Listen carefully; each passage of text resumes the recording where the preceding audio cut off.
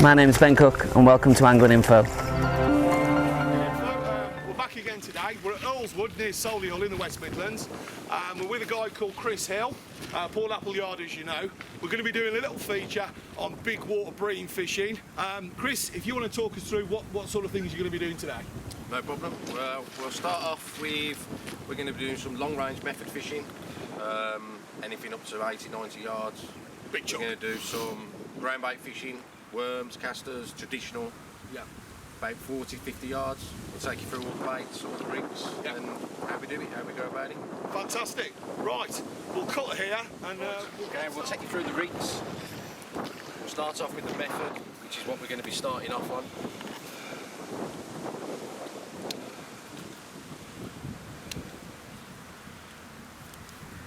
We've got 8 pound hyper sensor, great long chucking line down to a link swivel, used for quick change, obvious reasons, down to a Preston 45 inline method feeder, which has had the old elastic stripped out, and we've got a soft black hydro put in, down to a 4-inch hook length, the size 12, 14 MWG. Today we look to try and maybe catch a carp or two as well, so we use a 12. Hook bait choice is a pink wafter. And the bait for today will be Ringer's micros, sticky micros. These have got in it a little bit of ground bait, which is Centre's Lake, great bream ground bait, great for skimmers. That will be a long line setup. I'll take you through the ground bait feeder approach as well.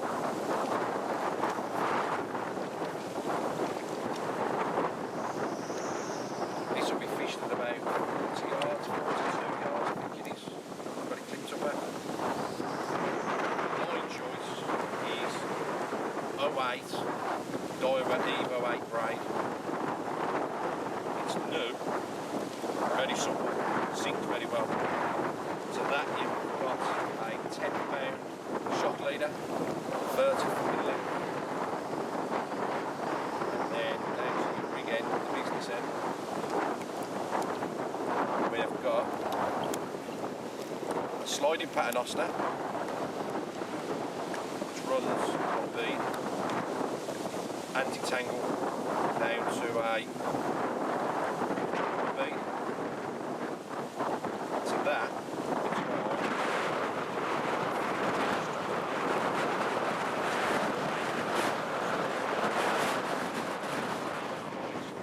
very rarely get a tangle. It's about as 100% tangle proof as you're going to get. To the end of that, we can quick chain swivel.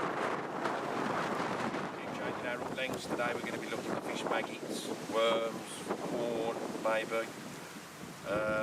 The last thing you want to be doing is retying rigs and wasting time in your match. So literally just flick the tubing up, off comes the hook length, then you're away.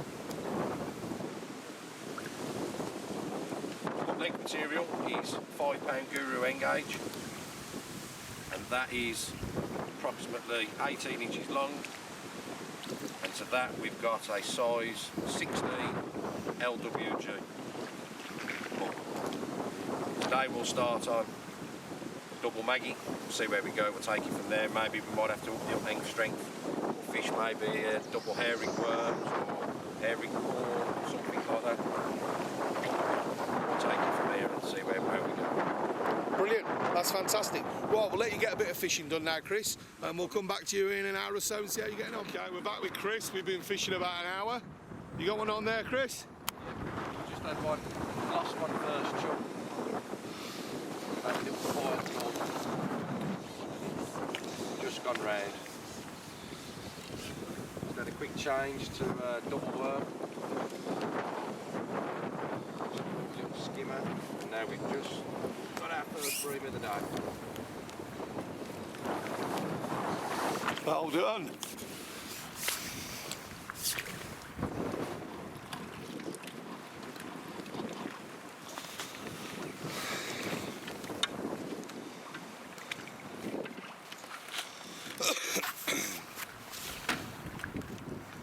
Conditions are certainly against us today, aren't they, Chris? Yes, mate, they are. A biting easterly wind, which is not good. It's put a chill in the water as well. We've had a cold night, but it's not made too much of a difference. There we go. There we have one. First one of the day. Well done, that man. Probably £2.12, getting on for £3. Yep, lovely fish. With a bit of luck, we get a few more. Right then, folks. I'm just going to have another try on the method. We've just had some success on the ground bait feeder. We've just had 3 in just under an hour. And it's gone a little quiet again, so I have just topped that line up with another 3 feed loads, put some bits and bobs in, a few casters, a few worms, and we've had a look on the method line, and we've just had one first chuck on that. So while I'm out, we've just put him back. We'll just take you through casting techniques for long distance. Today, not fishing overly long, probably chucking it about 75 yards, something like that. Yeah. The method line.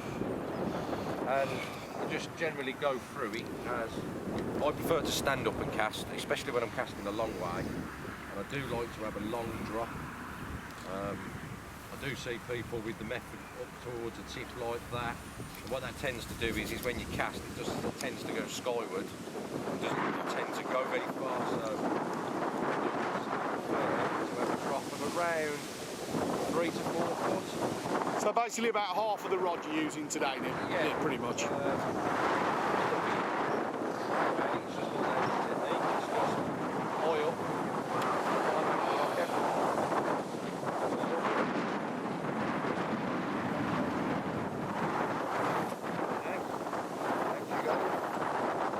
There we go.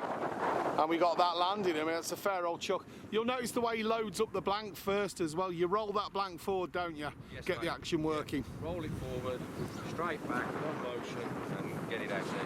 I think it's when people pause, that's when they snap the quiver tip, isn't it? They get the wrap rounds, they've got that pause as they come back. Yeah, people have far more trouble when they either have a too small a drop and they've got the feeder literally 12 to 18 inches below the tip, or they might have a longer drop, and what they tend to do is as they go back, they pause, stop, line up, and then chuck.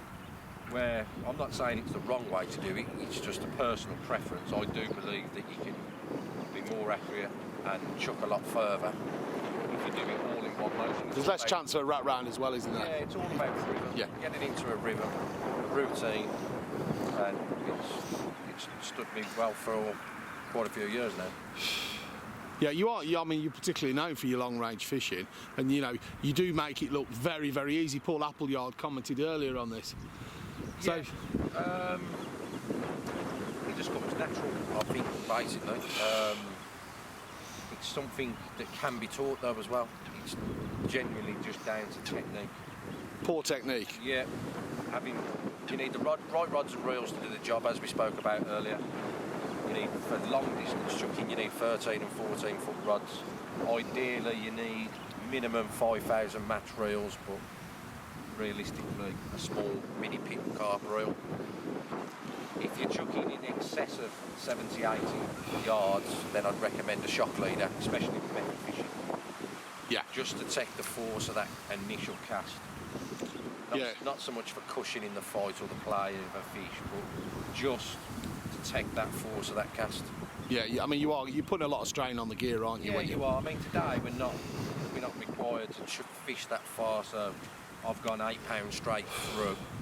But if I was to fish anything further up to, I mean, I have in the past fished ranges of up to 110, 120, and maybe even 130 yards. And you really do need. Yeah. You're talking 30 shock leaders of 10 to 12 pound mono. 6 pound mainline is best when you're chucking extreme distances. You don't want it to too thick, do you? You want it to flow through the rings nice, don't you? Yeah, you want it to fly off, melt off the spool like. Yeah. And the lower the diameter of line that you're using, the much better it is. Yeah. It goes a lot further, especially with braid as well. 08 braid, 010.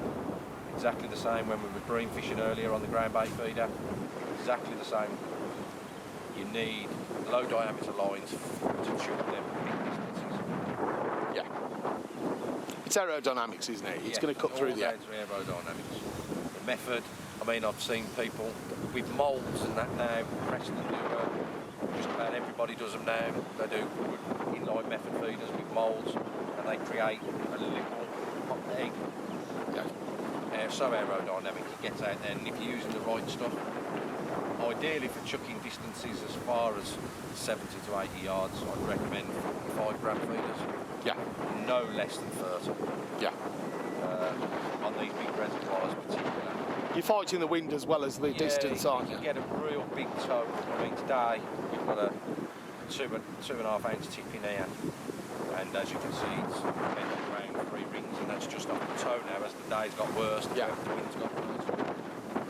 You do need the right stuff, the right kit.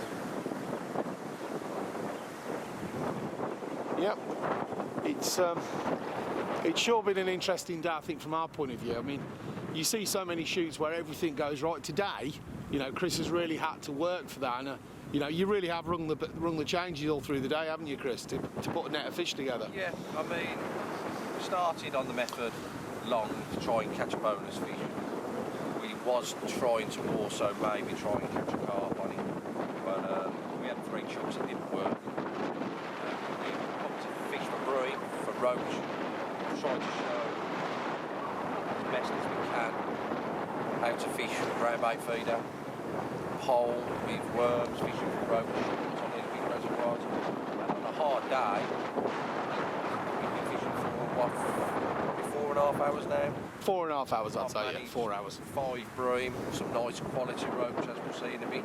Yeah. And that's been on a hard day, a very hard day. Yeah.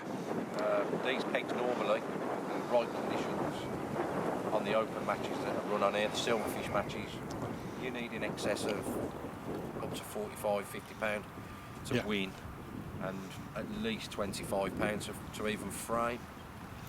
So we've not done too bad. We've had some good fish, but we have had some quality bream. I mean, It's just a shame that the conditions have not allowed us to showcase it as much as you. showcase the pole so Yeah. much, which is what we wanted to do as well. But it's been good. It's been enjoyable. Yeah, I mean, I think I can speak for myself and Paul. You know, it's been a real eye-opener. The thing about this game, you never stop learning, no matter, you know, you think you know it all, and then you see a bit more. Yeah, we hit the nail on the head. I mean, as you know, there's been 4 blokes to my left, and there's been 1 bream caught Yep. in them 4 blokes. Been plenty of roach and perch, an odd skimmer, but it just shows how hard it actually has been today. And I think going that extra distance is what, you know, has give you that advantage. Yeah. You've been able to find the fish. Yeah, it has to a degree. We've had 1 long on the method, which has worked. We've had 1 and lost. We did lose 1 unfortunately earlier on it, and we fished that ground bait line at 40 odd yards, and it's been good. It's been probably 10 yards further than the lad to my left, who's been chucking probably 30 yards. Yeah, I'd say so. That extra bit of distance has helped. But all in all, it's been a hard day. Yeah. And we've done well. We've done well to catch what we've caught. I think at this point as well, we should, you know, basically thank the bailiff for letting us use nets today as well, you know, for the feature. Yep, John the bailiff. He's done us proud. He's allowed us to use the nets. He's come round. He's been plenty of help. Top bloke. Yeah, and if anyone fancy coming here, it's pretty easy to find, isn't it? Just off the M42. Yeah, it's not far off the M42. Probably takes about 10 minutes off the M42 junction at Shirley. Yeah. It's plenty of. There's about 100 pegs, I think. Yeah. Plenty of room. It's open all year round. If you're after carp, especially in the summer, and if you like to fish bomb and pellet wagler, method feeder, there's lots of carp in here, but there is also some great silverfish fishing to have. Yeah, I mean, we've really seen that. The potential of that, I think, is really huge. Yeah, I mean, a lot of people don't see the potential in fishing for silvers on these type of waters, and it's there. They can make up your weight, can't they? When everything else is playing hard to get. Yeah. In the winter, some of the winter leagues that we run and fish on here, they play a massive part, especially the bream. So we're fishing ground-bait methods long. Yeah. Or micro methods long, in excess of 100 yards. Sometimes it's just too cold for the carp to feed, or they just don't want to play ball. And the bream have got us out of jail in the past. There's been bags of fish up to 20, 30 pound while trying to catch carp. Yeah. We've quite honestly quite what people might think brutal style fishing. 45 gram method feeders, 10 pound hook lengths, 12 hooks, big boilies, mini boilies and stuff. So, well, they're used to seeing it on a daily basis because of the carp anglers. Yeah, I mean, there's something for everyone here. I mean, how much is it a day to fish here now? I think it's about £7. Yeah. So, it's comparable with anywhere else? Yep, it's the same. You will struggle, especially around here, to find somewhere as good as here to fish that style of fishing for carp in the pellet waggler, the barb, the method. For the size of the fish, they really are big. They average 12 to 14 pound. Yeah, they run in excess of 26 pound, and that's just not one in a million. They are quite regular. Yeah, you catch a lot of doubles, I know, doing it.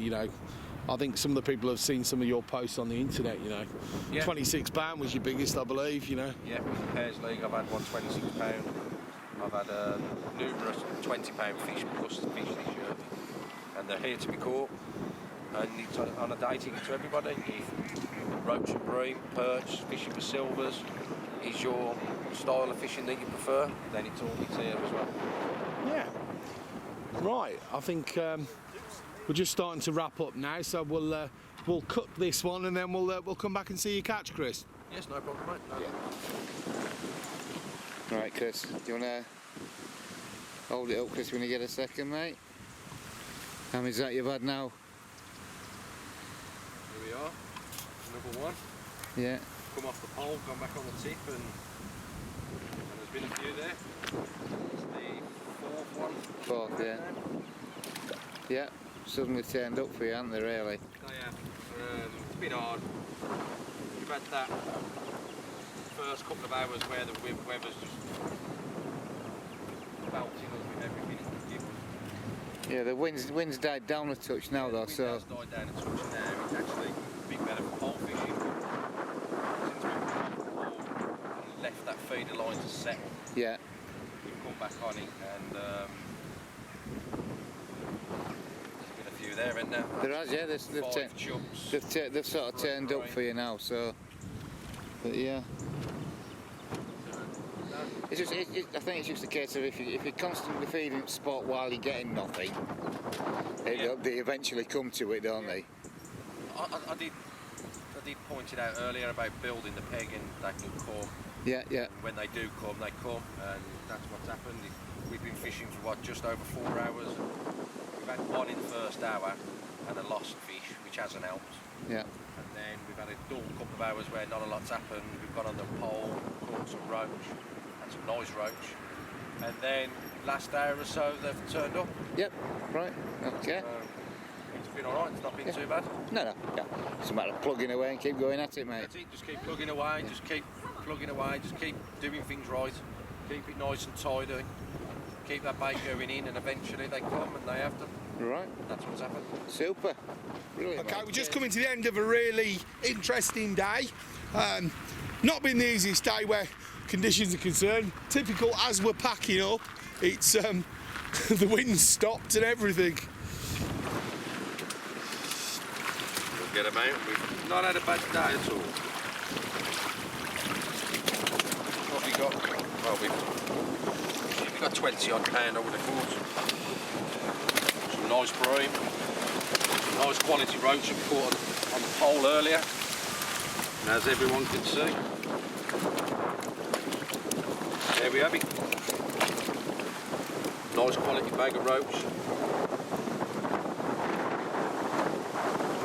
Probably never been caught before. Amazing, isn't it? Yep, some bream. Proper slabs. Yep. A few cormorant marks on that one and all. Yeah, that one's got a dodgy mark on it. cormorant. in the hole. They're in lovely condition, and Yeah. a nice, enjoyable on a hard day. A nice, enjoyable day's fishing. Yeah, you know, you've proved the mantra that by ringing the changes, you can still put a decent net of fish together. Yeah.